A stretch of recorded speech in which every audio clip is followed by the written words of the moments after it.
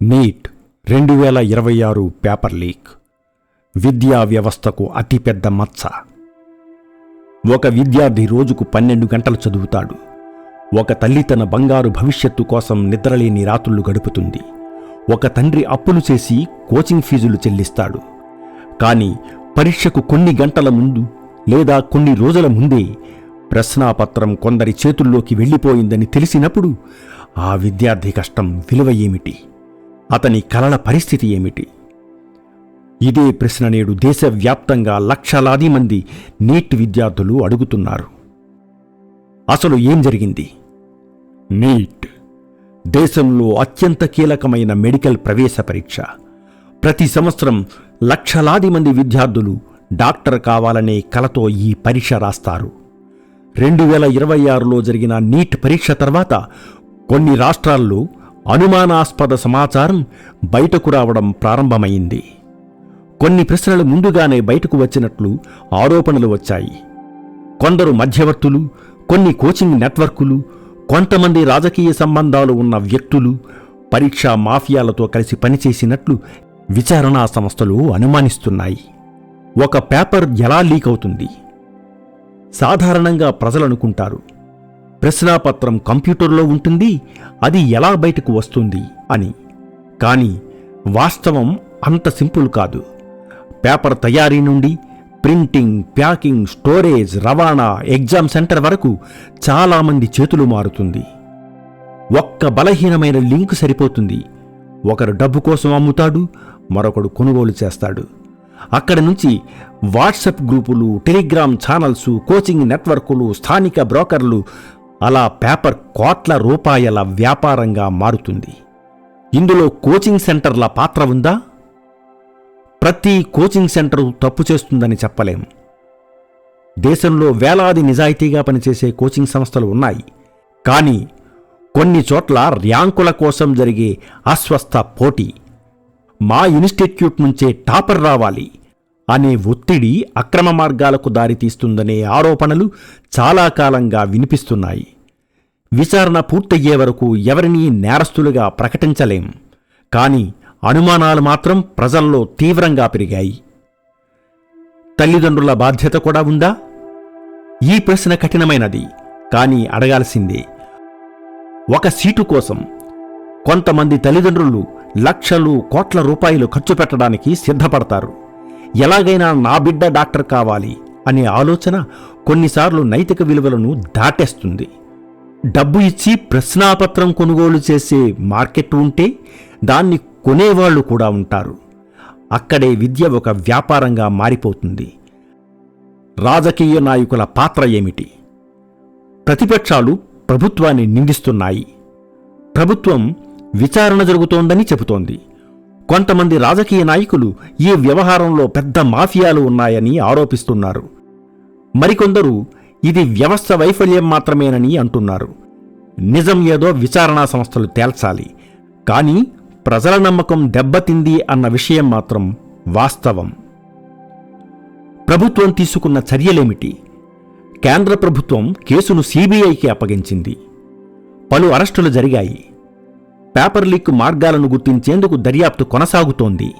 NTA భద్రతా విధానాలను పునర్వ్యవస్థీకరిస్తున్నట్లు సుప్రీంకోర్టుకు తెలిపింది. పేపర్ భద్రత, డిజిటల్ మానిటరింగ్, లాజిస్టిక్స్, సెంటర్ పర్యవేక్షణ వంటి అంశాల్లో కొత్త చర్యలు తీసుకుంటున్నట్లు పేర్కొంది. సుప్రీంకోర్టు ఏమంది? సుప్రీంకోర్టు చాలా కఠినంగా స్పందించింది. పేపర్ లీక్ జరిగింది అనేది వివాదం లేని విషయం అని గత విచారణల్లో వ్యాఖ్యానించింది. అలాగే జవాబుదారీతనం నిర్ణయించకపోతే అసలు సమస్య పరిష్కారం కాదు అని కూడా వ్యాఖ్యానించింది. కోర్టు ఎన్టీఏ, కేంద్ర ప్రభుత్వం, సిబిఐ నుంచి నివేదికలు కోరింది. నిజాయితీగా చదివిన విద్యార్థుల పరిస్థితి? ఇదే ఈ కథలో అత్యంత బాధాకరమైన భాగం. ఒక విద్యార్థి మొబైల్ దూరం పెట్టాడు, సోషల్ మీడియా మానేశాడు, పండుగలు కూడా జరుపుకోలేదు.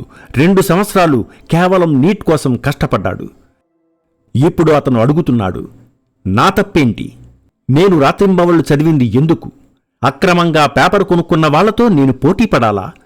ఈ ప్రశ్నలకు ఇప్పటికీ పూర్తి సమాధానం లేదు, ఇంకెప్పటికీ రాదు. బాధ్యత ఎవరిది? కేవలం ఒక విద్యార్థిదా? కాదు. కేవలం ఒక ఇన్విజిలేటర్దా? కాదు. కేవలం ఒక కోచింగ్ సెంటర్దా? కాదు.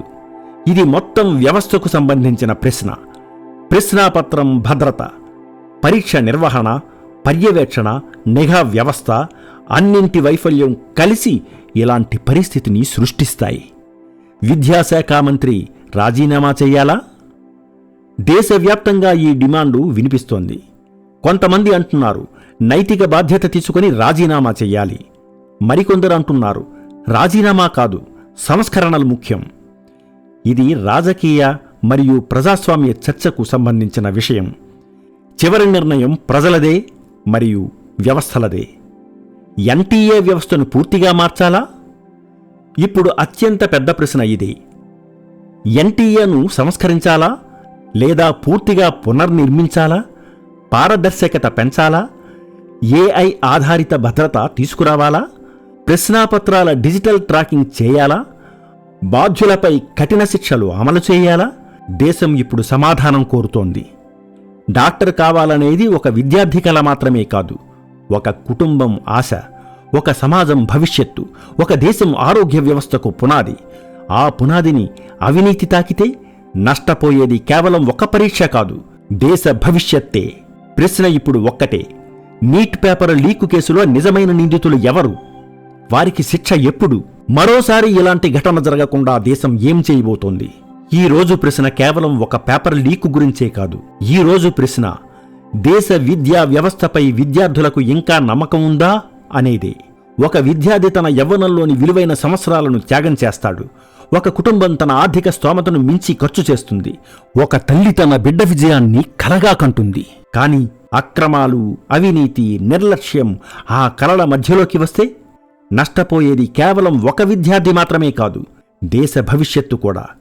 ఈ కేసులో నిజం ఏదో దర్యాప్తు సంస్థలు, న్యాయస్థానాలు తేల్చాల్సి ఉంది. నేరం చేసిన వారు ఎవరైనా సరే, వారి హోదా, వారి స్థాయి, వారి ప్రభావం ఏదైనా సరే చట్టం ముందు జవాబుదారీగా నిలబడవలసిందే.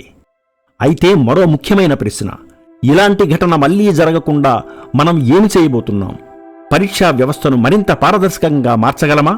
నిజాయితీగా కష్టపడే విద్యార్థుల నమ్మకాన్ని తిరిగి గెలుచుకోగలమా? విద్యను ఒక పవిత్రమైన అవకాశంగా కాపాడగలమా? ఈ ప్రశ్నలకు సమాధానాల కోసం దేశం ఎదురుచూస్తోంది. సుప్రీంకోర్టు విచారణలు, సిబిఐ దర్యాప్తు, ఎన్టీఏ సంస్కరణలపై చర్చలు ఇంకా కొనసాగుతూనే ఉన్నాయి. చివరికి ఈ కేసు ముగింపు కేవలం ఒక తీర్పుతో కాదు, విద్యార్థుల విశ్వాసం తిరిగి నిలబడిన రోజునే నిజమైన ముగింపు అవుతుంది. అంతవరకు దేశం చూస్తూనే ఉంటుంది. విద్యార్థులు ఎదురు చూస్తూనే ఉంటారు. న్యాయం కోసం, పారదర్శకత కోసం మరియు వారి కలల భవిష్యత్తు కోసం ఎదురు చూస్తూనే ఉంటారు. జై హింద్.